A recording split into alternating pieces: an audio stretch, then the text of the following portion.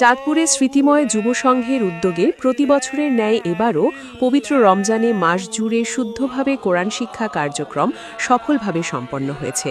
চাঁদপুর সদর উপজেলার ১০ নং লক্ষ্মীপুর ইউনিয়নের পূর্ব রামদাসদি হাজী দাইম খান সাহেবের বাড়ির সামনে বাইতুল নূর জামে মসজিদে এই কোরআন শিক্ষার আয়োজন করা হয়। এতে অভিজ্ঞ আলেম দ্বারা এলাকার ধর্মপ্রাণ মুসল্লিদের কোরআন শিক্ষাদান করা হয়।